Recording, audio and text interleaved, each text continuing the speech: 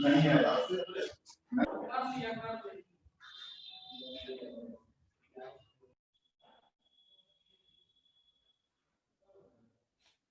morning, Priyanshu. Good morning, Varsha. Very good morning.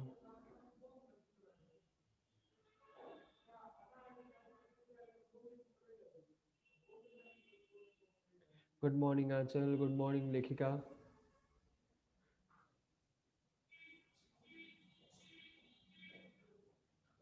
Good morning, Suruchi. Very good morning. Happy morning.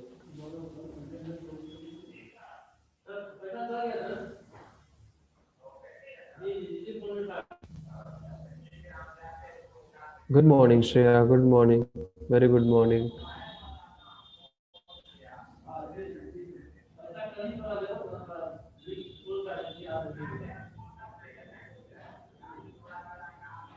Good morning, Sarik.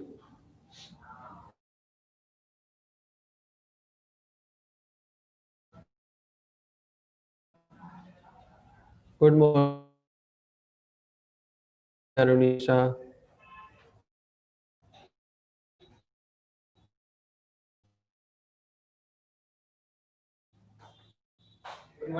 Good morning, Suman. Screen and let's start the class. Good morning, Dilbar. Please sit down.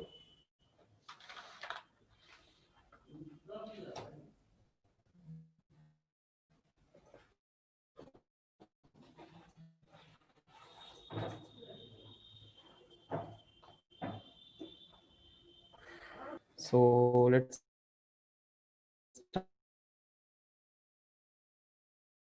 start with the class. Let's start. Okay. All right.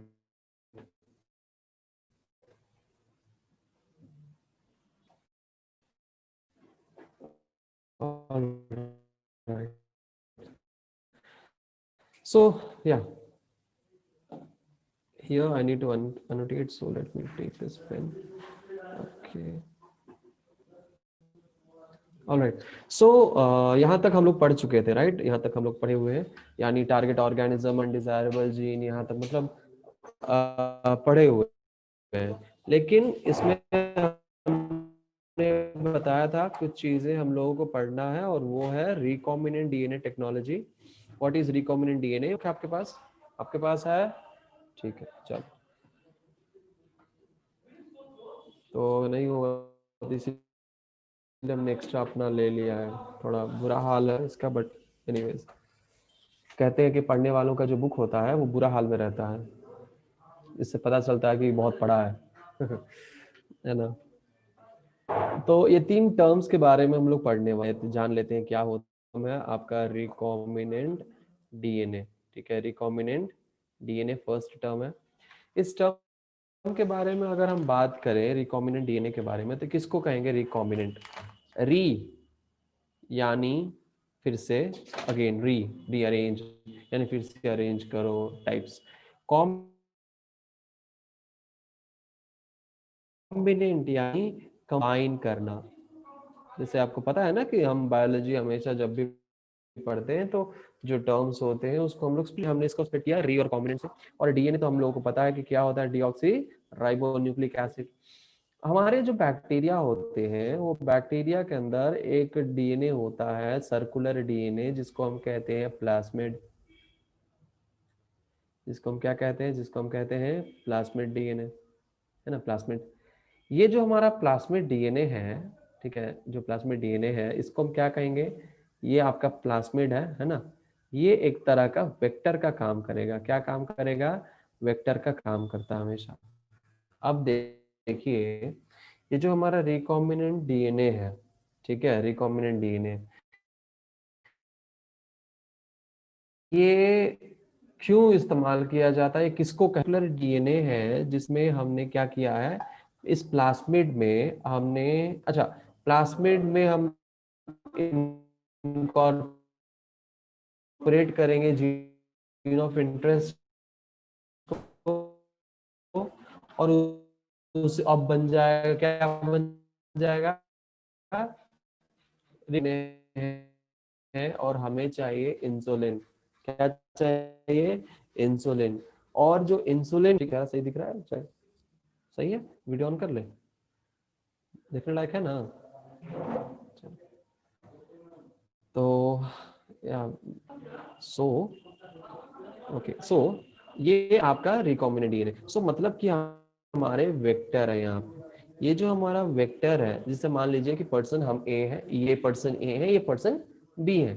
Person ए को insulin, जैसे हमने एक example दिया था, insulin deficiency है, मतलब in amount में normal है, और पर्सन बी इंसुलिन डेफिशिएंसी है। अब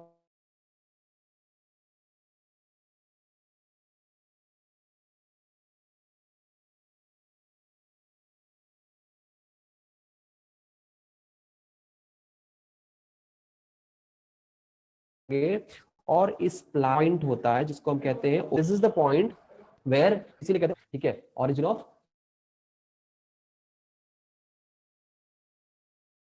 रिप्लिकेशन। ये जो हमारा जीन ऑफ रिप्टेनेंस है, इससे क्या होता है? रिप्लिकेशन होता है। वहीं पे जीन ऑफ इंटरेस्ट हम नहीं देंगे, ठीक है।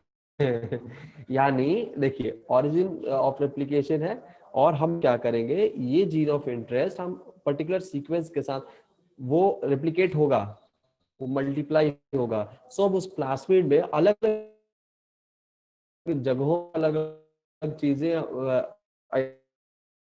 निकालने के लिए इनकॉर्पोरेट करते हैं, लगा इंटरेस्ट इस प्लास्मिड वेक्टर में डाल देंगे, ठीक है। और ये क्या करेगा? प्रोड्यूस करेगा बहुत सारा, बहुत सारा, ये रेप्लिकेशन शुरू करेगा, और ये जीन जो है ये मल्टीप्लिकेशन शुरू करेगा, और ये जीन ऑफ इंटरेस्ट जो हमें चाहिए उसका प्रोडक्ट फॉर्म करना शुरू करेगा। अब उस प्रोडक्ट को हम ले लेंगे, मल्टीप्लाई करेंगे।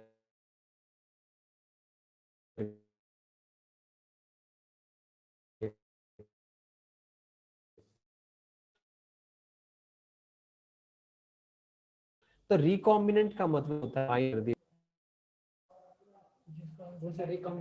हाँ ठीक है, जीन ऑफ इंटरेस्ट जिसको हम दे रहे हैं, और ये डीएनए कौन सा डीएनए? चैट यहाँ क्यों नहीं रहा है?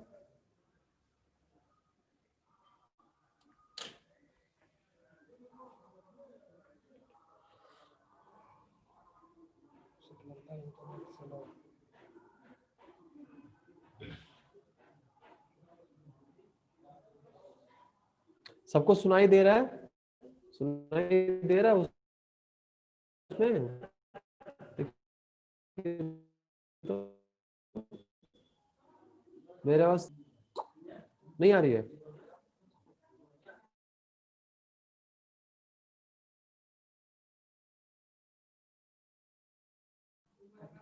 कट कट के आ रही है।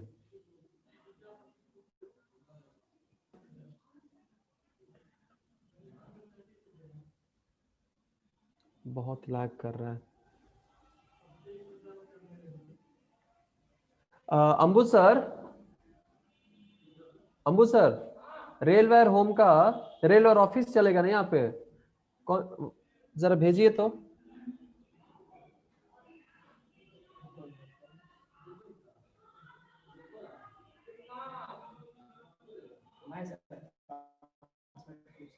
हाँ,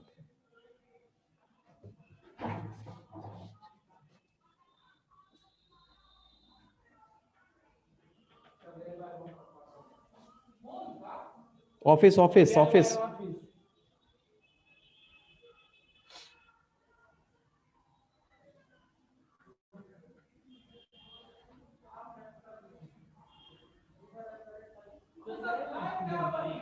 हाँ,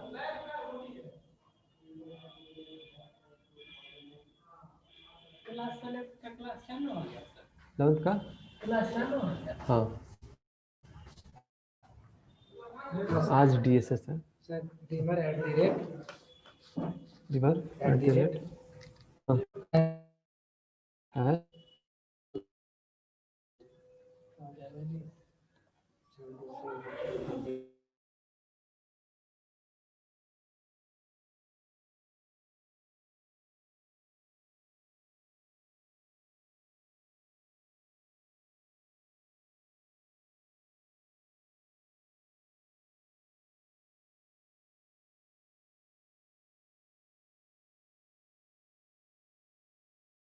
VER river @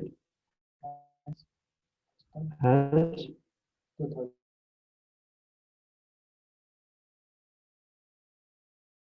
connecting connected। वहां पे ऐसी टेबल वेबल नहीं है ना, बैठ के कहाँ पे हम पढ़ाएंगे। ऑल राइट, तो अब सुनाई दे रहा है, सुनाई दे रहा है साफ साफ, परफेक्ट। आप लोग एक काम करिए, आप चैट बॉक्स पे आंसर डालिए, आई मीन बताइए कि अब साफ सुनाई दे रहा है ना, मेरा वॉइस ब्लैक नहीं कर रहा है ना।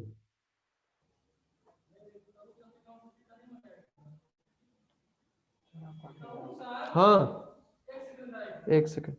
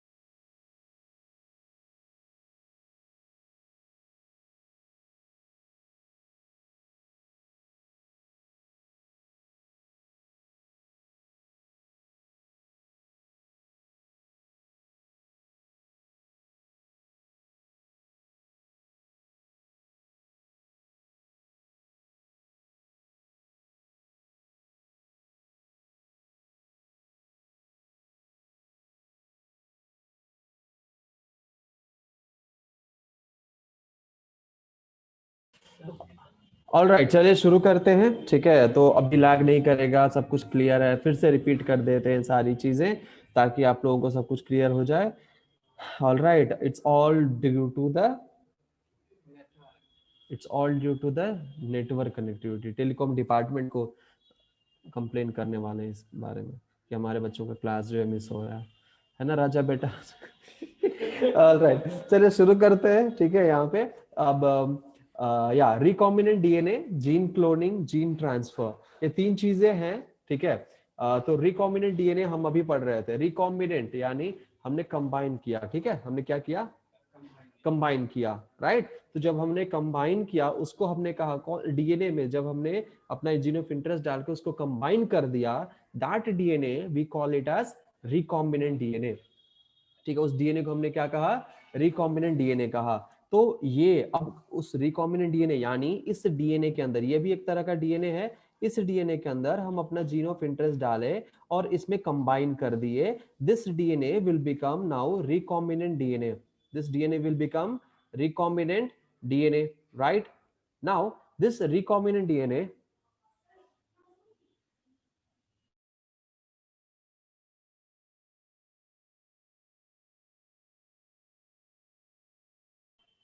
all right, so that we call it as recombinant DNA. That we call it as recombinant DNA.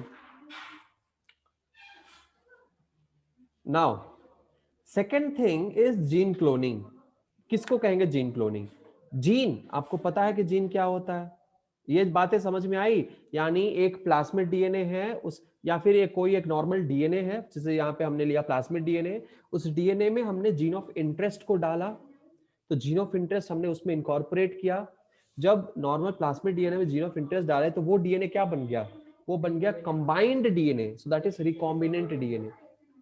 Simple सी बात है यार। आज क्लास लेने देंगे कि नहीं आप लोग? क्या दीजिए?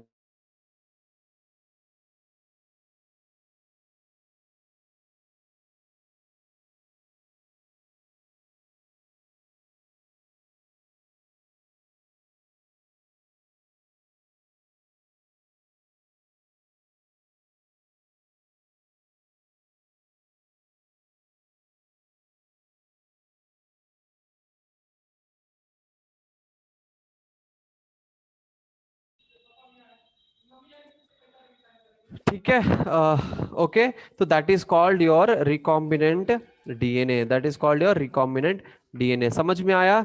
ये समझ में आ गया बात आप लोगों को? अगर समझ में आ गया तो प्लीज अगर हमें बता दीजिए कि आपको समझ में आ गया। यहाँ पे पार्टिसिपेंट्स इसमें डाल दीजिए, है ना, अपना बूंदाबांदी या बारिश कर दीजिए ताकि समझ में आ जाए, है ना।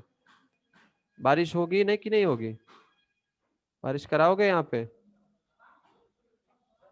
बारिश हो रहा है, एक ही बूंद गिरा है। नहीं, बूंद गिरने लगा, बहुत सारे बूंद है। अरे बाढ़ आ गया, कमाल है। All right, thank you Priyanshu, आज भी अपना काम कर रहे हैं। चलो बहुत बढ़िया, नेक्स्ट पढ़ते हैं हमारा जीन क्लोनिंग। बहुत ही सिंपल सी चीज है, biotechnology is not that much big, but या ये थोड़ा सा अंडरस्टैंडिंग की बात है। ये कॉन्सेप्चुअल है, इसमें रटने वाली चीज नहीं है, सब कुछ यहाँ पे कॉन्सेप्ट है, समझना पड़ेगा। What is gene cloning? यहाँ पे जीन क्लोनिंग किसको कहेंगे, तो जीन किसको कहेंगे that we have to understand.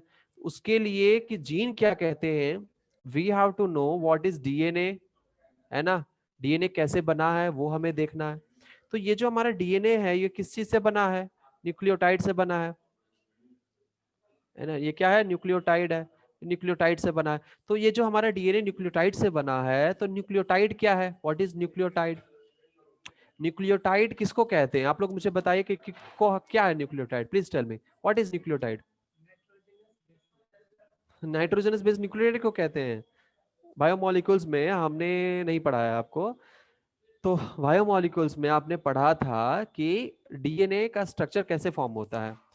अगर वहां पे नहीं पढ़ा तो 12th स्टैंडर्ड में जेनेटिक इंजीनियरिंग में आपने पढ़ा था कि डीएनए कैसे बनता है। अगर आपने बायोमोलिक्यूल या जेनेटिक इंजीनियरिंग पढ़ा अच्छे से तो आपको पता है कि न्यूक्लियोटाइड किसे कहते हैं, क्योंकि न्यूक्लियोटाइड से ही डीएनए बना है। डीएनए का जो दो स्ट्रैंड है उसके बीच में जो डंडा डंडा जैसा दिख रहा है, डिफरेंट डिफरेंट कलर्स का दिखता है, क्योंकि आगे कंट्रोल है। आगे हम लोग पढ़ेंगे रिस्ट्रिक्शन, इंडोन्यूक्लियस एक्सेट्रा। तो उसी को हम न्यूक्लियोटाइड कहेंगे। एक डंडा यहाँ पे, एक डंडा यहाँ पे, दोनों यहाँ पे हाइड्रोजन बॉन्ड से जुड़ा हुआ है। तो डंडा क्या है? ये डंडा क्या है? ये है न्यूक्लियोटाइड।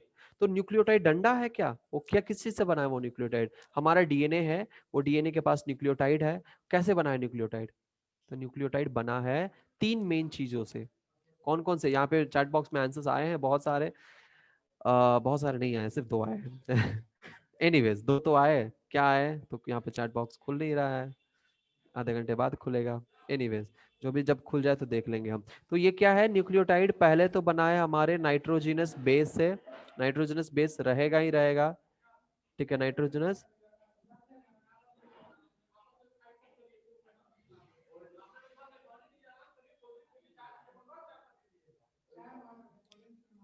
नाइट्रोजनस बेस, उसके साथ एक फॉस्फेट मॉलिक्यूल रहेगा, और उसके साथ क्या रहेगा? एक शुगर मॉलिक्यूल रहेगा।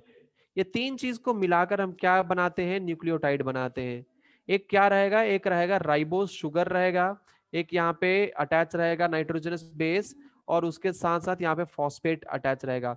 So this will be your one of your nucleotide. तो ये हमारा जो डीएनए है ये एक न्यूक्लियोटाइड है, यहाँ पे एक न्यूक्लियोटाइड, यहाँ पे एक न्यूक्लियोटाइड, दोनों मिलके यहाँ पे हाइड्रोजन बॉन्ड से बना है। And that form set of और एक न्यूक्लियोटाइड का एक नॉर्मल एक जगह पे दोनों ऑपोजिट स्ट्रैंड बन गया। ठीक है, अब जीन किसको कहेंगे? जीन किसको कहेंगे? यहाँ पे समझ में आया न्यूक्लियोटाइड? बायोमोलिक्यूल्स को थोड़ा सा रिवाइज कर लीजिएगा, बायोमोलिक्यूल्स को थोड़ा सा रिवाइज कर लीजिएगा। ठीक है, तो वहां पे आपको समझ में आएगा कि न्यूक्लियोटाइड क्या है।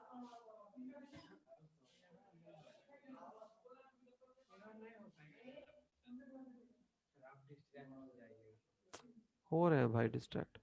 ठीक है, तो वहां पे क्या है? न्यूक्लियोटाइड है, दो न्यूक्लियोटाइड है, तो सेट बनकर एक न्यूक्लियोटाइड का वहां पे स्टैंड ऑपोजिट ऑपोजिट में बन गया, अटैच हो गया। ठीक है, न्यूक्लियोटाइड न्यूक्लियोटाइड। अब जीन किसको कहेंगे? ऐसे ही सारे न्यूक्लियोटाइड्स ही हैं।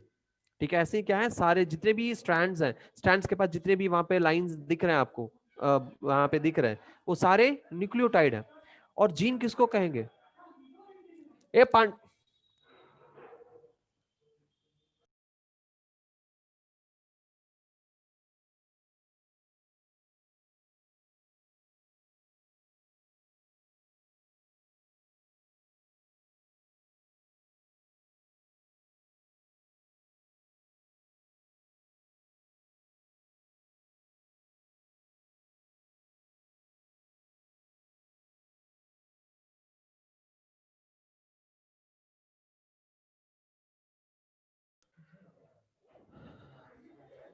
ठीक है, तो न्यूक्लियोसाइड, न्यूक्लियोसाइड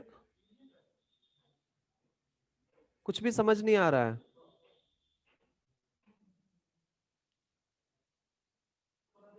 समझ में आ रहा है कि नहीं आ रहा है भाई, बताइए। नहीं आ रहा है तो फिर कोई फायदा ही नहीं है। समझ में आया कि नहीं आया अभी तक?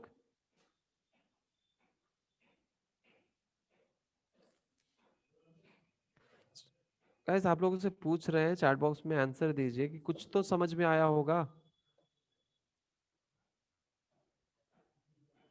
फिर से ब्रेक लग रहा है? नहीं, ये तो बहुत अच्छा स्पीड का इंटरनेट है भाई। ठीक है, हम इस फिर से जीन को हम फिर से रिपीट करते हैं। ठीक है, एक बार फिर से रिपीट करते हैं। हमारा डीएनए है, फिर से रिपीट करते हैं प्लीज इसको। अभी अब की बार हम बहुत धीरे धीरे हम बोलेंगे। ठीक है, तो प्लीज थोड़ा सा अच्छे से ध्यान लगा के सुनिएगा। ठीक है, वॉइस लैगिंग भी होगा तो अगर ध्यान से अगर सुनेंगे और बायोमोलिक्यूल्स को कनेक्ट करेंगे, पढ़ा हुआ चीज को ही हम रिपीट कर रहे हैं यहाँ पे। अगर बायोमोलिक्यूल्स को आप लोग पढ़े हैं तो आप लोग को पता होना चाहिए कि जीन क्या है, न्यूक्लियोटाइड क्या है। अगर आपको बायोमोलिक्यूल्स अच्छे से पढ़ा होता, अगर न्यूक्लियोटाइड और जीन आपको पता होता, तो यहाँ पे मुझे इतना रिपीट करने की जरूरत नहीं है, क्योंकि आपको पता होगा जीन क्या होता है। ठीक है, but anyways you don't know guys, तो हम रिपीट कर रहे हैं, आपको पता नहीं इसलिए। तो इसीलिए थोड़ा सा ध्यान लगाइए, थोड़ा सा ध्यान से सुनिए इस बात को। ठीक है, ध्यान से सुनिए।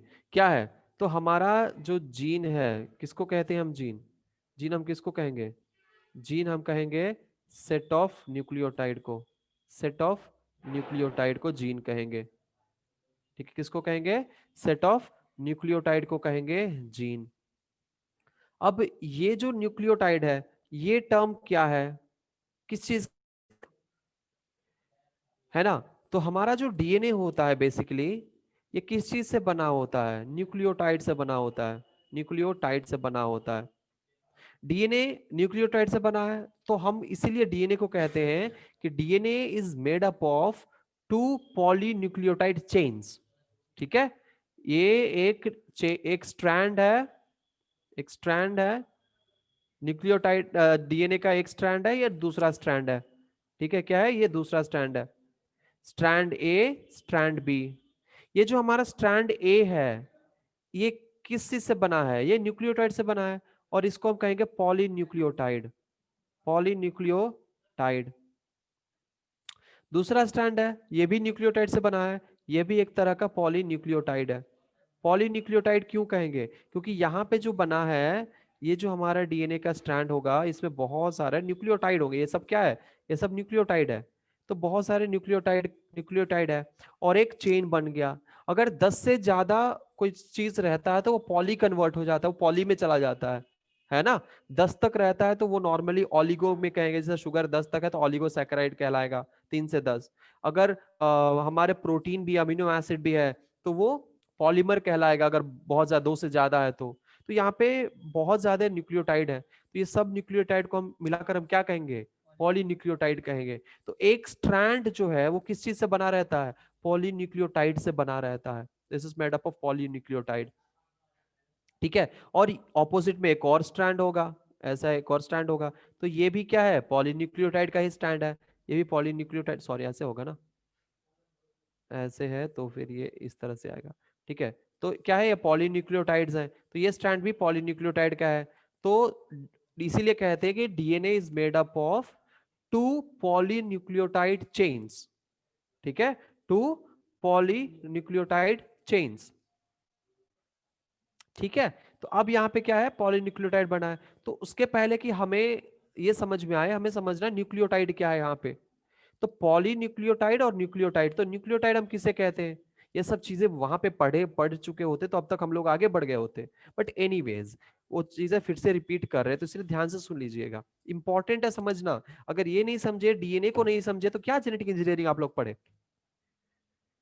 ठीक है, आप लोगों को ये जेनेटिक इंजीनियरिंग का ही एक पार्ट है ना। Genetic engineering, I mean molecular basis of inheritance पढ़े, डीएनए रेप्लिकेशन आप लोगों का चैप्टर खत्म हो चुका है।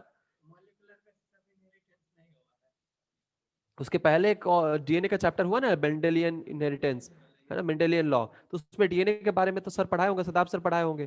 तो सदाब सर पढ़ाए होंगे तो न्यूक्लियोटाइड के बारे में बिल्कुल बताए होंगे, क्योंकि इसके बिना है ही नहीं।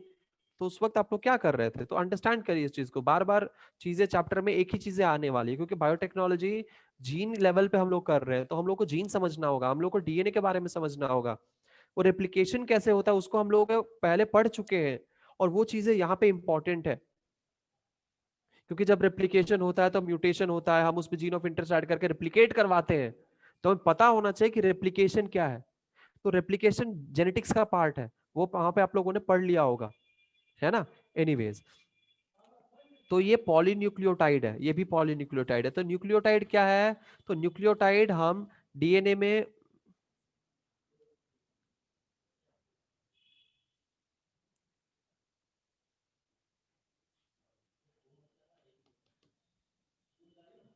डीएनए में बना हुआ डीएनए में बना हुआ एक स्टैंड की तरह, आई मीन एक एक जो लाइन बनता है डीएनए का, यहाँ पे एक लाइन बना डीएनए में, दूसरा लाइन बना, इसको हम न्यूक्लियोटाइड कहते हैं। ठीक है, तो इसका कॉम्पोजिशन ही हम लोगों ने देखा था। ये जो डीएनए का ये स्ट्रैंड में ये जो लाइंस आपको दिखाई देंगे, ये लाइंस क्या है? न्यूक्लियोटाइड्स हैं। ठीक है, न्यूक्लियोटाइड। तो इसका अगर एक न्यूक्लियोटाइड का अगर हम कॉम्पोजिशन देखते हैं, क्योंकि लाइन तो डंडा तो रहता नहीं होगा, वहां पे कुछ मॉलिक्यूल कुछ एलिमेंट होगा जो कि वहां पे हम लोग डंडा के रूप में इंडिकेट कर रहे हैं उसको, तो वो न्यूक्लियोटाइड का कॉम्पोजिशन क्या होता है? तो न्यूक्लियोटाइड में तीन चीज होता है, हमने बताया, एक होता है शुगर, दूसरा होता है फॉस्फेट, और तीसरा होता है, आपको तीसरा होता है क्या? Nitrogenous base. और इस नाइट्रोजनस बेस में चार है, अडीनाइन, गुआनाइन, साइटोसाइन, थायामाइन, अगर डीएनए है तो। अगर आरएनए है तो थायामीन के जगह पे क्या होगा? यूरेसिल होगा। तो ये नाइट्रोजनस बेस है, इसमें प्यूरिन्स भी है और पिरिमिडिन भी है, दो प्यूरिन दो पिरिमिडिन, है ना, तो टोटल चार बने, है ना। अब ये कैसे है स्ट्रक्चर? तो ये राइबोस, शुगर में कौन सा शुगर होगा? राइबोस शुगर होगा। So this will be your ribose sugar. इसके साथ एक नाइट्रोजनस बेस, मान लो कि एडिनाइन अटैच है, तो ये राइबोस शुगर है। यहाँ पे CH2OH होगा, और यहाँ पे अटैच होगा एक फॉस्फेट। तो ये दोनों जब अटैच होंगे तो यहाँ पे कुछ मॉलिक्यूल निकलेंगे, और दोनों फॉस्फोरिक एसिड से अटैच हो जाएगा, है ना। तो ये बन गया एक न्यूक्लियोटाइड। ये क्या बन गया? एक न्यूक्लियोटाइड का सीक्वेंस बन गया। ऐसे ही ऑपोजिट साइड में होगा, तो एडिनाइन किसके साथ बॉन्ड फॉर्म करेगा, किसके साथ अटैच होगा? एडिनाइन किसके साथ अटैच होगा? एडिनाइन अटैच होगा थायामीन के साथ। एडिनाइन किसके साथ अटैच होगा? थायामीन के साथ अटैच होगा। ठीक है, एडिनाइन किसके साथ अटैच होगा? थायामीन के साथ। और गुआनाइन किसके साथ अटैच होगा? साइटोसाइन के साथ। एडिनाइन थायामीन के साथ अटैच होगा, और गुआनाइन साइटोसाइन के साथ अटैच होगा, और अटैच होकर डीएनए बन जाएंगे यहाँ पे। ठीक है, अब जीन किसको कहेंगे? तो यहाँ पे स्ट्रैंड्स हैं, और कुछ स्ट्रैंड, ये कुछ स्ट्रैंड को ले लेते हैं, और ये मान लेते हैं कि ये जो पर्टिकुलर न्यूक्लियोटाइड है, ये जो सीक्वेंस है न्यूक्लियोटाइड का, ये मेरे लंबे और काले बालों का राज है। छोटे हैं बट काले हैं। काले हैं तो क्या हुआ? अपने हैं ना, खुद के। तो ये मेरे बालों का कमाल है कि सॉफ्ट सॉफ्ट बाल है, लंबा लंबा नहीं, छोटा छोटा है, लेकिन है, बाल है। ठीक है, हमारे ब्लैक आईज का कमाल है, मान लो कि ब्लैक आईज है, या ब्यूटीफुल चेहरा, क्या ये जीन है, ये पर्टिकुलर एरिया। ये क्या करता है? यहां से जो एमआरएनए बनेगा, यहां से इस एरिया से जो एमआरएनए बनेगा, और उस एरिया में जो पर्टिकुलर जीन, जिसे यहां से बना हमारा एमआरएनए, भाई कलर चेंज नहीं होता है यहाँ पे। ठीक है, anyways, let me change the colour. हाँ हाँ, हो गया हो गया। ठीक है, तो ये क्या है? मान लो कि ये पर्टिकुलर एरिया किसके लिए है? ये पर्टिकुलर एरिया है हमारा जीन है, ये जो हमारा जीन सीक्वेंस है, यहाँ से न्यूक्लियोटाइड जो है जीन सीक्वेंस, न्यूक्लियोटाइड का सीक्वेंस। अब ये न्यूक्लियोटाइड के सीक्वेंस के वजह से हमारा क्या बनेगा? हमारा यहाँ से एमआरएनए निकलेगा। तो इस पर्टिकुलर रीजन में जो एमआरएनए का जो है, ये क्या करेगा? प्रोटीन सारा कोड होगा, सारे कोडिंग में प्रोटीन बनेंगे। यहाँ का क्या प्रोटीन बनेगा? मेरे सुंदर चेहरे का बनावट के लिए वो वहां पे वहां पर न्यूक्लियोटाइड सीक्वेंस मेरे सुंदर चेहरे का सीक्वेंस है, मेरे चेहरे का कोड है, या मेरे ब्लैक आईज का कोड है। ब्लू आईज नहीं, मेरा ब्लैक है ना, ब्लैक आईज का वो कोड है। यानी जब हम आपको किसी कोडिंग लैंग्वेज में बात करना हो, हम क्या कहेंगे? दिलबर। तो दिलबर को हम क्या कहेंगे? वन हैज 1#-123 मतलब दिलबर, दिल डिलो PCB, anyways it's my code. ठीक है, जब वो कोड ये डिकोड करेंगे तो इनको क्या मिलेगा, दिलबर मिलेगा, है ना। तो वैसे यहाँ पे कोड है, इसको जब हम इस पर्टिकुलर कोड को जो यहाँ पे इस एरिया में जो कोड है, इसको जब हम प्रोटीन में कन्वर्ट करेंगे, इस एरिया का प्रोटीन जब बनेगा कोडिंग का, क्या बनेगा, हमारे सुंदर चेहरे बनेंगे या ब्लैक आईज बनेंगे, है ना। तो ये क्या होंगे, ये हमारे ब्लैक आइज का जीन है, ये क्या है, ये हमारे ब्लैक आइज का जीन है। समझ में आ रहा है, ये जीन किस चीज का है, मेरे काले काले आंखों का, वो इंफॉर्मेशन यहाँ पे छिपा हुआ है। So this is the gene of my black eye. क्या, हाँ स्ट्रैंड में रहेगा, वही वो पर्टिकुलर स्ट्रैंड में आपका इंफॉर्मेशन है कोडिंग के रूप में, और वो प्रोटीन बनेगा। ठीक है, तो वो जीन है, क्या है, वो जीन है, सेट ऑफ न्यूक्लियोटाइड, इसी को कहेंगे। यहाँ पे जितने न्यूक्लियोटाइड्स यहाँ पे होंगे, ये सारे सेट को मिलाकर हम क्या कहेंगे, एक छोटा हो बड़ा हो, जैसा जैसा कोड है, जिस जिसका जीन होगा उतना उसका साइज होगा, है ना, साइज में भी वेरी करता है जीन का। तो टोटल 30,000 जीन्स होते हैं, तो वो हर एक जीन अलग अलग इंफॉर्मेशन को कोड करते हैं। ठीक है, तो ये क्या है, मेरा जीन है, ये क्या है, समझ में आ रहा है, सब अपना अपना चैट बॉक्स में आंसर दीजिए भाई, समझ में आ रहा है, ये समझ में आया जीन, बोलो समझ में आया कि नहीं आया, समझ में आया, चैट बॉक्स में आंसर दो, चैट बॉक्स में बताओ मुझे समझ में आया कि नहीं आया। अगर मेरे ही जैसे काले काले आंखों का,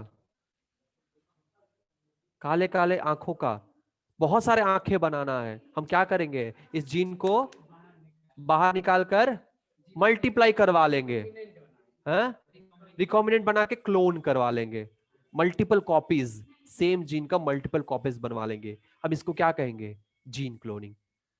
हम उस जीन को क्या कर रहे हैं, क्लोन कर रहे हैं, मतलब सिमिलर सीक्वेंस का बहुत सारा कॉपी बना रहे हैं, मेरे जैसे ही बहुत सारे आंखें निकल आएंगी, है कि नहीं है। अब किसी के ब्राउन आईज है, ब्लू आईज है, या मान ले चलो येलो आईज है, रेड आईज है, नहीं होता, करवा देंगे ना हम मान लो कि है, हम क्या करेंगे, उस जीन को हम निकाल कर, इस जीन को डालकर हम उसका रिप्लिकेशन जब कराएंगे, तो वो जो प्रोटीन बनेगा वो रेड आई का प्रोटीन बनेगा, बनेगा कि नहीं बनेगा, बिल्कुल बनेगा। लेकिन ऐसा कर नहीं सकते, क्यों, क्यों नहीं कर सकते, क्योंकि हम इंसान हैं, और इंसान पे कोई एक्सपेरिमेंट करना सरकार अलाउड नहीं करता है, इसलिए हम पे एक्सपेरिमेंट कोई नहीं कर सकता। नहीं तो अब तक पता नहीं मेरा ब्रेन को निकाल के एक्सपेरिमेंट कर लिया होता कि इतना गोबर कैसे है इस जगह पे क्यों उत्पन्न हो रहा है, कहाँ से उत्पन्न हो रहा है ये गोबर। एनीवेज, तो ये चीजें हैं, समझ में आ गया सबको, जीन क्लोनिंग समझ में आया। अगर जीन क्लोनिंग समझ में आ गया तो प्लीज पार्टिसिपेंट्स लिस्ट में जाइए और बारिश कर दीजिए, बहुत जोर से नींद आ रही है, ठीक है, बहुत जोर से नींद आ रही है। ठीक है, पार्टिसिपेंट्स लिस्ट में जाइए और बारिश कर दीजिए, ठीक है, मुझे बारिश दिखना चाहिए यहाँ पे। बस तो धूप निकला है, लेकिन चैट बॉक्स में बारिश होनी चाहिए। ठंडा का मौसम आ गया ना, ठंड लगने लगा ना, गर्म पानी का आदत डालने शुरू कर दीजिए। इतना दिन से हम लोग पिए गर्मी में, और फिर पिएंगे ठंडा में ठीक है, किसी को समझ नहीं आया तो प्लीज चैट बॉक्स में कंप्लेन करिए कि नहीं सर आपका बात मुझे समझ में नहीं आया, हम तुरंत उस पर एक्शन लेंगे आपके कंप्लेन पर। कम ऑन, चैट बॉक्स में डालिए किस पॉइंट पे समझ में नहीं आया, किस चीज को मुझे रिपीट करना है, ये चीजें मुझे चैट बॉक्स में डालिएगा। चलिए आगे बढ़ते हैं।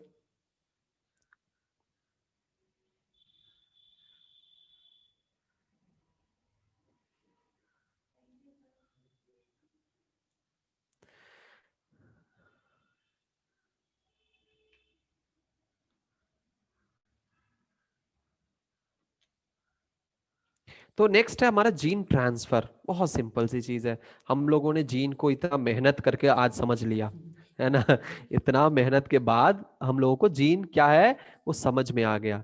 तो जब जीन समझ में आ गया तो जीन क्लोनिंग भी समझ में आ गया, जब जीन क्लोनिंग समझ में आ गया तो जीन ट्रांसफर तो बाएं हाथ का खेल है। क्या कहेंगे इसको, अगर हम इनमें से उठा के इनमें डाल दिए क्या हो गया, क्या हो गया उसको, हो गया ट्रांसफर। ठीक है, कोई अच्छा काम कर रहा है उसको क्या करवा देते हैं हम, दूसरी जगह ट्रांसफर करवा देते हैं, दैट इज ट्रांसफर, है ना। सिंपल सी बात है, कोई अच्छा काम कर रहा है तो किसी को बर्दाश्त नहीं होगा, क्या करेंगे, ट्रांसफर, तुरंत ट्रांसफर करवा देंगे, उसी को कहते हैं ट्रांसफर ना। सेम ट्रांसफर यहाँ पे भी है।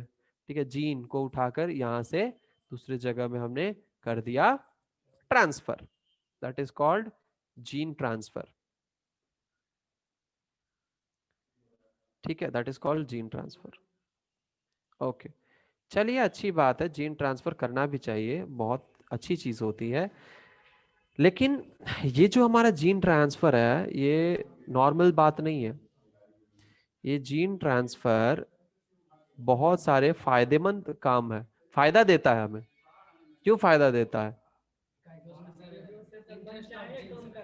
हाँ जीन ऑफ इंटरेस्ट है, हमें जो चाहिए वो हम प्रोड्यूस करवा सकते हैं जीन क्लोनिंग करके, रिकॉम्बिनेंट डीएनए बनाकर।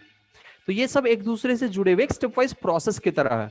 पहले हम क्या करेंगे, पहले हम सेलेक्ट करेंगे कि ये लड़की के बाल लंबे हैं और मेरे बाल झड़ रहे हैं, हम इन लंबे बालों का कमाल को जीन को हम ले लेंगे। तो पहले हम सेलेक्ट करेंगे इसमें कौन सा जीन लंबे बाल का है, हमें अंडरस्टैंडिंग होगा, हम उसको क्या करवाएंगे, कट करवाएंगे।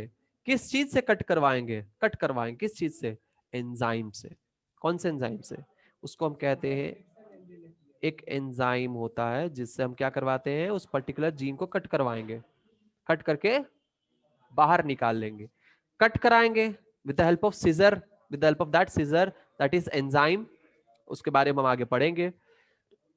इनमें से कट करके हमने निकाल लिया, जब निकालेंगे उसको क्या कहेंगे, आइसोलेशन, हमने आइसोलेट किया। उसको आइसोलेट करने के बाद हम क्या करेंगे, उसको वेक्टर में डालेंगे, फिर क्या करेंगे, फिर रिकॉम्बिनेंट बनेगा, फिर उसको हम लोग बैक्टीरिया में डाल के रेप्लिकेशन करवाएंगे, फिर बहुत सारा प्रोड्यूस हो जाएगा। अब हम उसको लेंगे, फिर हम उसको इलेक्ट्रोफोरेसिस में रन करेंगे सीक्वेंस को, और फिर मिल जाएगा हमें मटेरियल, है ना। तो ये चीजें अब क्या होगा, यहाँ पे एक दूसरे से सब कनेक्टेड है, एक दूसरे से क्या है, सब कनेक्टेड है, एक स्टेप वाइज प्रोसेस है, आगे प्रोसेस को हम देखेंगे, आगे यहाँ पे प्रोसेस को हम लोग देखेंगे। चलिए शुरू करते हैं। So do you know the likely fate of a piece of D transfer to an alien organ, most likely this piece of DNA would not be able to the progeny cells of the organism, but when it gets integrated into the genome of the recipient, it may multiply and be inherited along with the host DNA. This is because the alien piece of DNA has become part of chromosome, which has the ability to replicate in a chromosome that is okay. तो ये क्या है यहाँ पे, ये क्या है यहाँ पे, ये कहने की कोशिश, सिंपल सी बात है कि मान लीजिए कि किसी हम किसी डीएनए को हम निकाल कर अगर हम किसी रेसिपिएंट में डालते हैं, किसी होस्ट में डालते हैं, तो वो क्या हो जाएगा, वो होस्ट को लगेगा कि ये मेरा ही डीएनए का पार्ट है, हमने उसको बना दिया बेवकूफ, उसको लगेगा कि ये मेरा ही क्रोमोसोम का पार्ट है, मेरा ही डीएनए का पार्ट है, और उसका वो प्रोटीन बनाने लगेगा और उसका वो प्रोडक्ट फॉर्म करने लगेगा, है ना, क्या करने लगेगा, उसका वो प्रोडक्ट फॉर्म करने लगेगा। जब उसका वो प्रोडक्ट यहाँ पे फॉर्म करेगा, ठीक है, तो हम क्या हो जाएगा, रेप्लिकेट करेगा, तब वो प्रोडक्ट फॉर्म होगा।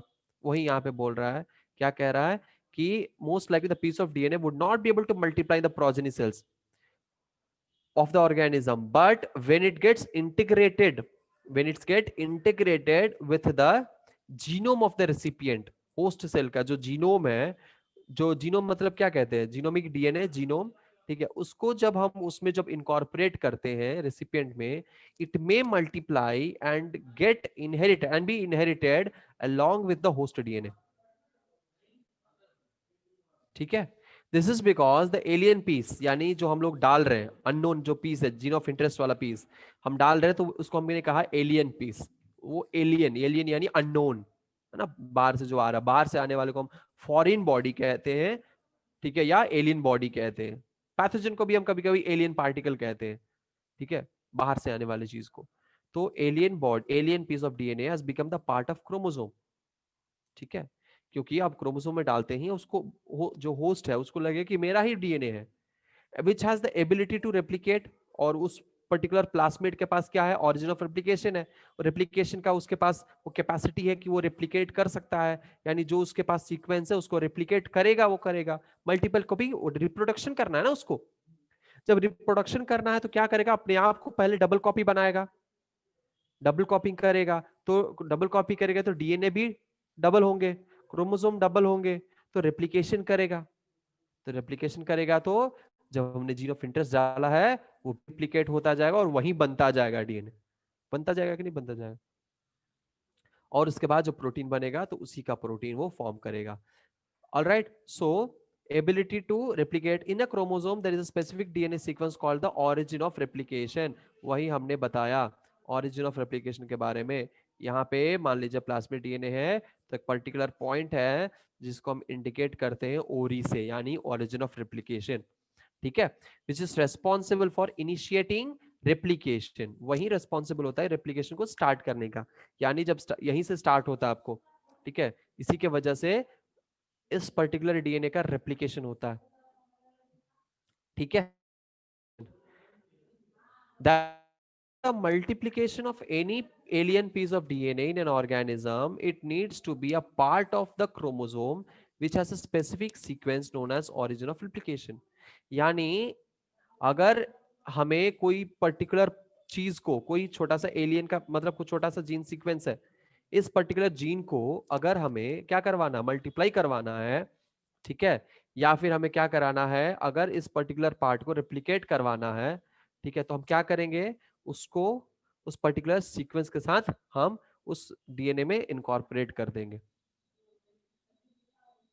है ना, इनकॉर्पोरेट कर देंगे, विच मीन्स अगर मल्टीप्लिकेशन करवाना है एलियन पीस का तो वो उस होस्ट के क्रोमोसोम का एक पार्ट होना जरूरी है, इसीलिए हम उसको क्या करते हैं, उसमें ऐड कर देते हैं, और फिर क्या होता है, alien piece of DNA can replicate and multiply itself in the host organism, अब होस्ट में अब क्या करने लगेगा, और रेप्लिकेट होने लगेगा, ठीक है, this is this is also be called as cloning और making multiple identical copies of the template DNA, जो हमने डीएनए भेजा है, जो हमने सीक्वेंस दिया है, DNA sequence, alien piece of DNA, उसको हमने क्या करवाया, यहाँ पे रेप्लिकेट करवाया, मल्टीप्लाई करवाया, तो एक तरह का ये क्या है, क्लोनिंग प्रोसेस है, ये भी एक तरह का जीन क्लोनिंग कहलाया, ये भी ना एक तरह का जीन क्लोनिंग है, yes this is gene cloning, है कि नहीं है, समझ में आया है बात को, सेम चीजें रिपीट हो रहा है, जो हमने अभी बताया इसके पहले, सेम चीजें यहाँ पे कहानी के तौर पे बता रहा है, ऑलराइट, सिमिलरली नेक्स्ट है, अभी तक अच्छा चलो एक फीडबैक लेते हैं, लेते निकलते हैं, समझ में आया,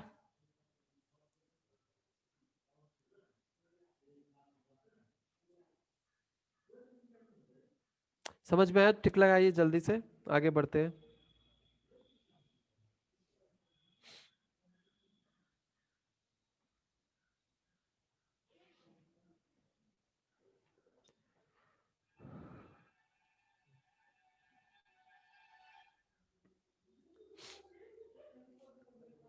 Let us now focus on the first instance of the construction of an artificial recombinant DNA molecule. The construction of the first recombinant DNA emerged from the possibility of linking a gene coding antibiotic resistant with a native plasmid. Okay इसको थोड़ा सा हम लोग अलग तरीके से हम लोग पढ़ते हैं, ठीक है, ये क्या है, हमारा first time, first ever recombinant DNA को तैयार किया गया था, उसके बारे में यहाँ पे बता रहा है, ठीक है, the construction of the first recombinant DNA emerged from the possibility of linking a gene encoding antibiotic resistance, ठीक है, एंटीबायोटिक रेसिस्टेंट जीन को हमने क्या किया, एक प्लास्मिड में डाला, ठीक है, कौन सा बैक्टीरिया के प्लास्मिड, क्योंकि प्लास्मिड कहाँ होते हैं, बैक्टीरिया में होते हैं, तो कौन सा बैक्टीरिया यहाँ पे लिखा हुआ है, इसको नोट कर लीजिए, ये उतना ही इंपॉर्टेंट है जितना कि आपका सुबह में खाना खाना, ठीक है, ये हमारे लिए उतना ही इंपॉर्टेंट है जितना कि सुबह का खाना, तो इसीलिए इसको बिना भूले नोट कर लीजिए, इस ऑर्गेनिज्म का नाम साल्मोनेला टाइफीम्यूरियम, ये क्या है? ये एक बैक्टीरिया है जिसके मदद से first plasmid, I mean first recombinant DNA बनाया गया था। फर्स्ट रिकॉम्बिनेंट डीएनए बनाया गया था और एंटीबायोटिक रेसिस्टेंट जीन के मदद से। ठीक है। Stanley Cohen and Herbert Boyer accomplished this in 1972। किसने किया? ये भी बहुत इंपॉर्टेंट है। स्टैनली कोहेन, हर्बर्ट बॉयर, दो लोगों ने ये किया। स्टैनली कोहेन ने और हर्बर्ट बोयर ने किस साल में? 1972 में ये कांड करके दिखाया। ठीक है। By isolating the antibiotic resistant gene by cutting out a piece of DNA from a plasmid which was responsible for conferring antibiotic resistance। यानी एक ऐसा जीन जो कि एंटीबायोटिक रेसिस्टेंस के लिए जाना जाता है, एंटीबायोटिक रेसिस्टेंस करवाता है। ठीक है, उसको क्या किया गया? निकाला गया। ठीक है, by isolating the antibiotic resistant gene, antibiotic resistant gene by isolating antibiotic resistant gene by cutting out a piece of DNA from a plasmid which was responsible for conferring antibiotic resistance. The cutting of DNA at specific location became possible with the discovery of so-called so-called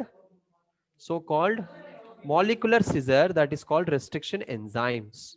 So-called molecular scissor called restriction enzymes. So यहाँ पे अब एक छोटा सा बात है यहाँ पे हम बताना चाहते हैं। ठीक है, बताने की इच्छा हो रही है, बता देते हैं।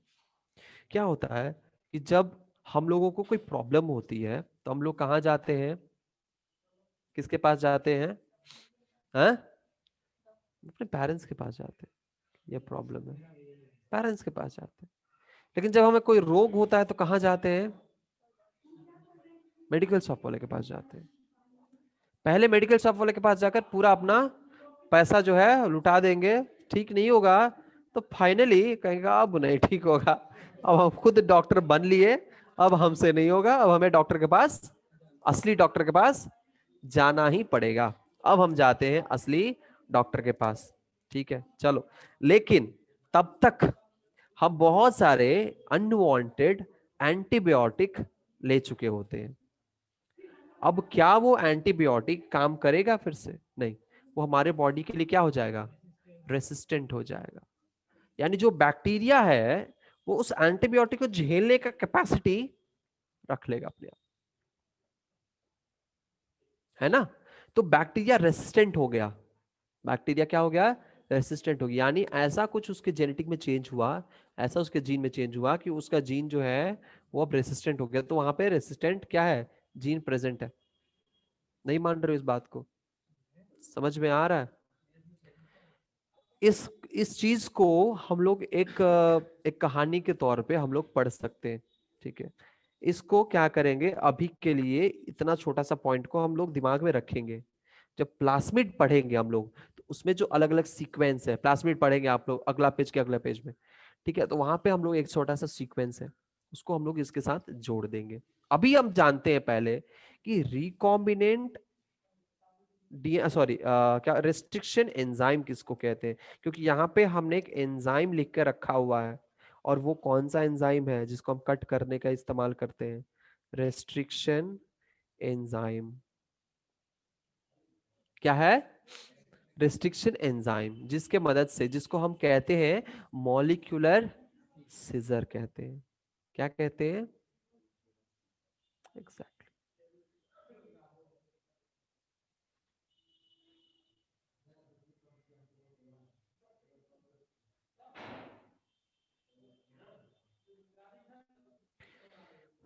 रात में अब कितने बजे उठ गलत करते हैं? क्यों गलत करते हैं?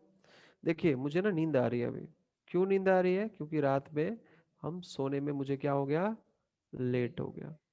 यानी एक इंसान को एवरेज, ऑन एन एवरेज कितना सोना चाहिए? Depend upon the age, it differs. एक ऑन एन एवरेज इंसान को, जैसे आप लोगों के एज में 8 घंटा सोना अनिवार्य है, कंपलसरी है। आप लोगों के एज में 8 आवर्स का सोना कंपलसरी है। हम हमारे एज में 6 आवर्स से 8 आवर्स के बीच में सोना अनिवार्य है, कंपलसरी है। जैसे जैसे एज ढलता है वैसे वैसे टाइम ड्यूरेशन कम होता जाता है। आप लोगों को पता होगा कि बच्चे जो होते हैं वो बहुत देर तक सोते हैं। क्यों? क्योंकि उनमें डेवलपमेंट हो रहा है। हमारे बॉडी में जब डेवलपमेंट होना होता है तो जब सोते तभी होता है। हम जब जगे रहते हैं तो हमारे बॉडी में कोई डेवलपमेंट नहीं होता है। हमारा ग्रोथ से लेकर सब कुछ हमारे सोते वक्त ही होता है, बॉडी का ग्रोथ एंड डेवलपमेंट। बच्चा अभी पैदा हुआ है, उसके बॉडी में भयंकर डेवलपमेंट करना है, इसीलिए उसको ज्यादा नींद आता है।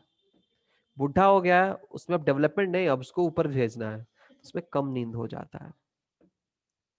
इसीलिए मेमोरी का विकास करना हो, दिमाग का विकास करना हो, शरीर का विकास करना हो, पहले अपने निद्रा को सही से लेना जरूरी होता है। नहीं तो आपका मेंटल एबिलिटी और आईक्यू घटने लगता है, बॉडी में डेवलपमेंट घटने लगता है, हमारे बॉडी का फिजियोलॉजी बिगड़ने लगता है, बॉडी का मेटाबॉलिज्म बिगड़ जाता है।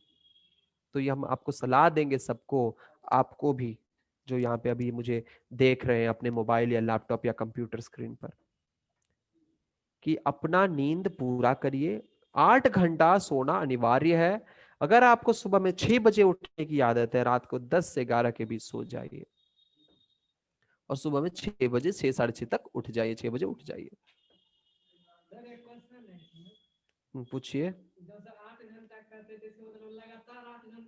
लगातार 8 घंटा होना चाहिए, ब्रेक ना ब्रेक नहीं होना चाहिए। Deep sleep, proper deep 8 hours का स्लीप होना चाहिए। क्योंकि क्या होता है, जब सोते हैं तो उसका जो प्रॉपर डीप स्लीप होता है वो 8 घंटा का नहीं होता है, बहुत कम होता है। तो जब ब्रेक कर करके आप सोएंगे तो डीप स्लीप आपको होगा ही नहीं। Deep sleep is important. ऊपर ऊपर से सोना यानी ब्रेन एक्टिव रहेगा, कोई फायदा नहीं होगा। कुछ लोग लाइट ऑन करके सोते हैं, दैट इज रॉन्ग। कुछ लोग सर ढक के सोते हैं, दैट इज ऑल्सो रॉन्ग। तो सोए कैसे? रिलैक्स स्टेट में, यहां तक कंबल लगा लीजिए, ठंडा का मौसम आ रहा है, रूम हीटर मत चालू करिए, पंखा वंखा सब बंद कर दिए, विंडो खिड़की सब कर, लाइट ऑफ कर दीजिए और खराटे लेकर सोइए। जो इंसान खराटा लेता है ना, वो इंसान सुखी होता है। सच बता रहे हैं। क्योंकि उसको ना चिंता ना फिकर ना है डर। वही इंसान खराटे लेता है जो कि टेंशन नहीं रहता, थक जाता है या टेंशन उसको नहीं है, निश्चिंत सो रहा है, जिसको कहते हैं घोड़े बेच के सोना। घोड़ा एक टेंशन है, उसको हमने बेच दिया, टेंशन फ्री हो गया और हम सो गए। ठीक है। कहां से कहां पहुंच गए? इसलिए पहुंचे क्योंकि कल रात मेरा नींद अभी पूरा नहीं हुआ, नींद आ रहा है और कंफ्यूजन सा क्रिएट हो रहा है हमारे दिमाग में। एनीवेज, तो रेस्ट्रिक्शन एंजाइम है, और रेस्ट्रिक्शन एंजाइम हमारे पास कितने होते हैं? रेस्ट्रिक्शन एंजाइम हमारे पास होते हैं 2 तरह के। एक होता है एंडोन्यूक्लियस और दूसरा होता है एक्सोन्यूक्लियस। ये क्या है? ये दोनों रेस्ट्रिक्शन एंडोन्यूक्लियस एंजाइम है। क्या है? रेस्ट्रिक्शन एंडोन्यूक्लियस इसको हम कहते हैं। दोनों को कंबाइन करके हम क्या कहेंगे? Restriction, restriction endonuclease.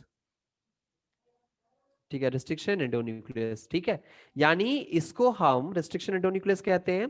और जनरल टर्म में इसका बहुत अच्छा सा नाम है, जैसे कॉमन लोग, आप लोग और हम भी इसको हम कह सकते हैं तो समझ जाएंगे। वो नाम क्या है? उसको हम कहते हैं मॉलिक्यूलर सीजर। क्योंकि मॉलिक्यूलर लेवल पे ये कटिंग का काम करता है।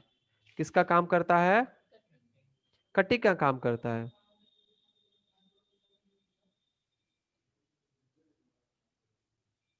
ठीक है, क्या करेगा? क्या हो गया भाई, कहाँ चला गया?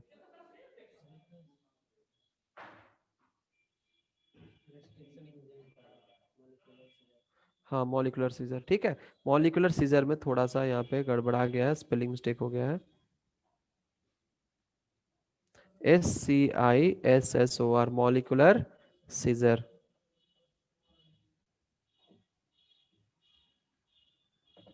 ठीक है, मॉलिक्यूलर सीजर। क्लियर है? तो इसको हम क्या कहेंगे? मॉलिक्यूलर सीजर कहेंगे। क्यों मॉलिक्यूलर सीजर कहेंगे? क्योंकि ये कट करता है।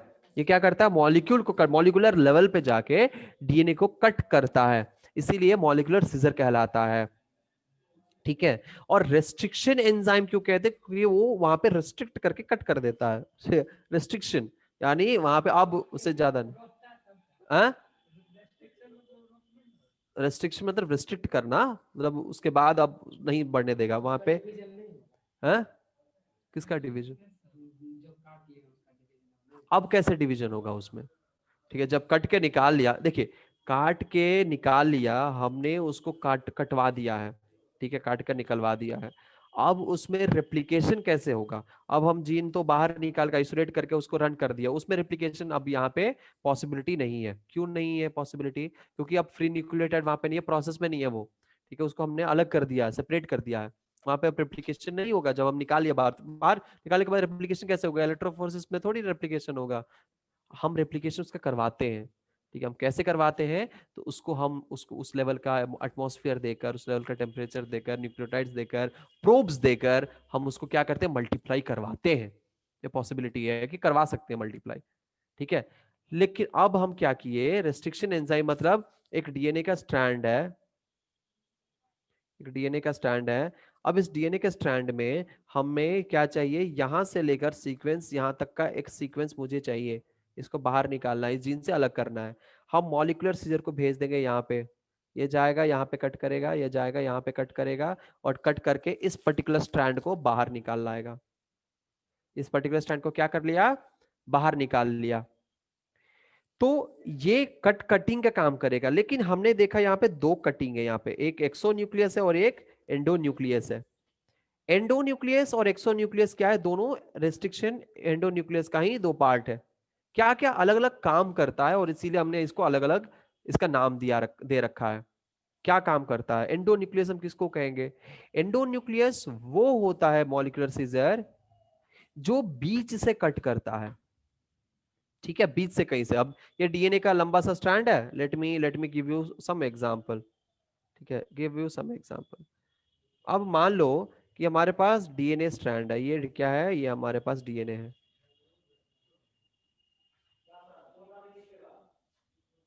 डीएनए, ठीक है। अब हमें क्या चाहिए? अब मुझे सीक्वेंस यहां से लेकर यहां तक चाहिए। ठीक है, हमें क्या चाहिए? सीक्वेंस यहां से लेकर यहां तक चाहिए। हम क्या करेंगे? सीजर यहाँ पे लगाएंगे, सीजर यहाँ पे लगाएंगे, दोनों को क्या करेंगे? कट कर देंगे।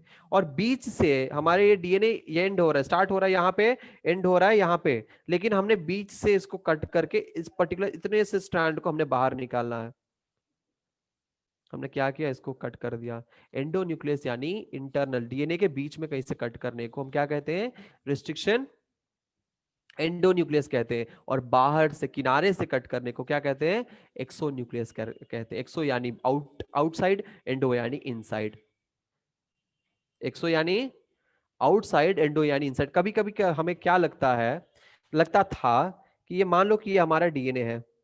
क्या है? ये हमारा डीएनए है। एंडोन्यूक्लियस का मतलब होता है इसके बीच में जो न्यूक्लियोटाइड होते हैं यहां से कट करके दो सेपरेट स्ट्रैंड बना देना। मुझे ये लगता था। क्या लगता था?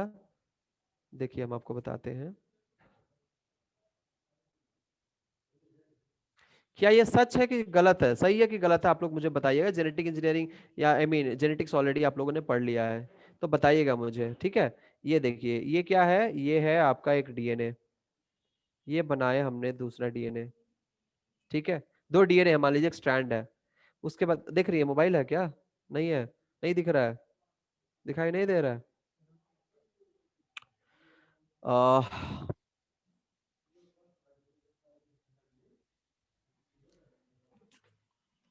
क्या करें क्या करें क्या करें? हाँ हाँ, ठीक है। मान लीजिए कि क्या है हमारा? ये डीएनए है। ठीक है, ये डीएनए का स्टैंड है। एंडो का मतलब क्या होता है? इंटरनल। तो क्या ये नहीं हो सकता है कि यहां से कुछ कट करके दोनों स्ट्रैंड को अलग करना? ये पॉसिबिलिटी नहीं है। इसको हम नहीं कह सकते कि हमने यहां से एंडो मतलब इंटरनल, तो इंटरनली अंदर से इसको काटा और ये स्ट्रैंड अलग और ये स्ट्रैंड अलग कर दिया हमने। क्या हम ऐसा नहीं कह सकते कि ये होता है, ऐसा होता है? हाँ, हम डीएनए को बीच से ऐसे नहीं काट सकते। एक स्ट्रैंड इधर आया ऐसे ऐसे ऐसे, और दूसरा स्ट्रैंड ऐसे आया, हम बीच से ही काटे ना, अंदर से काटे हैं, अंदरूनी तौर से। और बाहर से काटना मतलब हमने यहां से काटा, एक यहां से काटा और एक यहां से काटा, यानी बाहर से इसको कट कर दिया। ऐसा नहीं हो सकता है। हमें पहले ये लगता था कि ये होता है। क्या ये सही है? एंडो यानी अंदर होता है, ये हम सोच सकते हैं। एंडो यानी अंदर, तो हो सकता है ना कि दो स्ट्रैंड है तो अंदर से, यानी बीच स्ट्रैंड से काट के दोनों को सेपरेट कर दिया। ऐसे भी तो हो सकता है, होता है लेकिन ऐसे। लेकिन क्या ये एंजाइम करता है? तो कौन एंजाइम करता है? Polymerase enzyme? नहीं। कौन सा एंजाइम करता है? हाँ? खोलता है। टोपोआइसोमेरेस क्या करता है? टोपोआइसोमेरेस क्या करता है? हम्म। ओके चलो, हम लोग देखेंगे, ये सब कुछ देखेंगे, लेकिन आप लोगों ने ऑलरेडी देख लिया होगा। मुझे चैट बॉक्स में आंसर दीजिए कि अभी जो मैंने बोला क्या वो सही है या गलत है। यानी एंडोन्यूक्लियस यानी अंदर अंदर से काटना, क्या ये सही है कि एंडोन्यूक्लियस यानी बीच से स्टैंड से काटना, और एक्सो यानी बाहर से काटना? कौन सा सही होगा? प्लीज मुझे बताइएगा आंसर, और आप लोगों के आंसर का हमें इंतजार रहेगा। ठीक है? एंडोन्यूक्लियस किसको कहते हैं? Restriction endonuclease.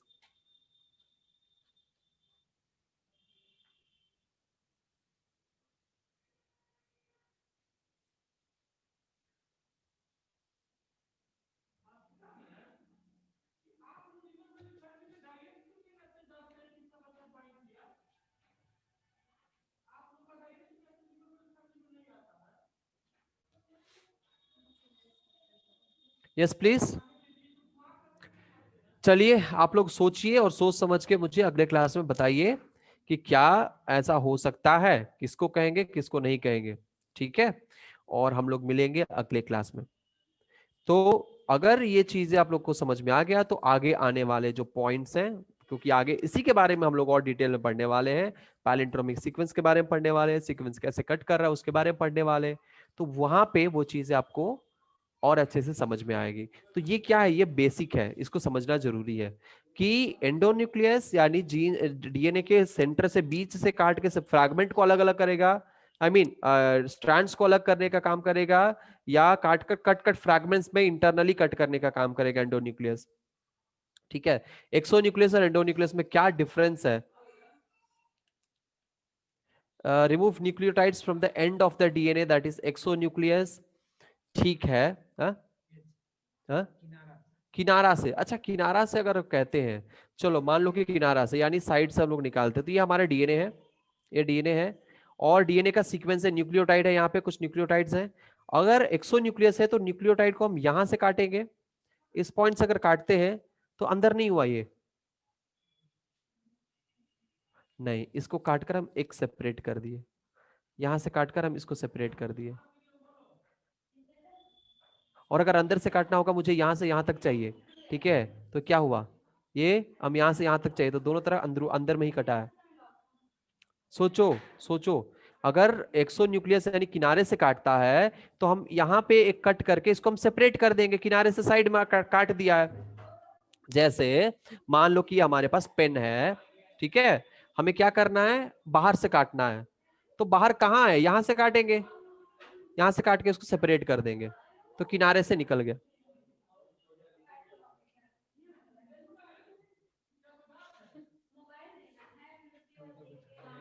ठीक है? हाँ, ठीक है, साइड से काट के निकाल देते हैं। और एंडोन्यूक्लियस क्या ऐसा हो सकता है कि अगर एंडोन्यूक्लियस है तो अगर अंदर से काटेंगे तो ये दो जगह पे काटेंगे और ये अंदर से सिर्फ अलग से निकल आएगा। एक्सोन्यूक्लियस यहाँ पे किनारे से बाहर से निकल जाएगा और एंडोन्यूक्लियस अंदर से निकलेगा, यानी अंदर में ही हम किसी दोनों पार्ट अंदर में ही काटे हैं और अंदर से हमने निकाला है। क्या ये हो सकता है? सोचिए। हैं? हाँ, बीच से काटने वाला, जैसे मान लीजिए कि दो स्ट्रैंड है, ठीक है, दो डीएनए का स्ट्रैंड है, और एंडोन्यूक्लियस अगर हम समझते थे पहले, या हम अभी मान लीजिए कि हम समझ रहे हैं ऐसा कि एंडोन्यूक्लियस का मतलब है कि हमने यहां से काटा और इसको सेपरेट कर दिया बीच से, अंदर से, ये दोनों के अंदर है ना, ये एंडो यानी अंदर से काटा सेपरेट कर दिया, एक्सो यानी बाहर से, यहां पे काटा यहां पे कट लगाया और इस दोनों को ऐसे सेपरेट किया, मतलब यहां से ऐसे आधा निकाला मतलब एक बाहर से काट दिया, बाहर का सीक्वेंस है ना, यहां से ये बाहर है, ये भी बाहर है, तो हमने यहां से कट यहां से कट लगाया, अलग किया। क्या ऐसा हो सकता है?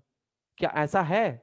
यानी एक्सो मतलब यहां से बाहर से कट किया, एंडो मतलब बीच से कट करके सेपरेट कर दिया। क्या ऐसा है या पहला इंस्टेंस? इसके पहले एक बताए और सेकंड एक बताए, कौन सा सही है? आप लोग सोचिए और अगले क्लास में बताइए। मिलते हैं अगले क्लास में, तब तक के लिए अपना ख्याल रखिए, पढ़ते रहिए, खुश रहिए, बाय बाय।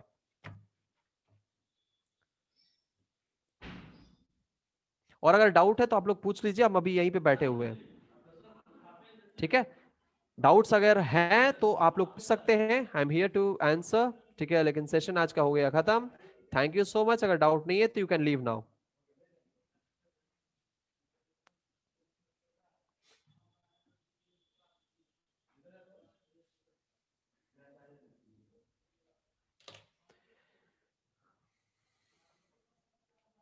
नहीं है डाउट किसी को?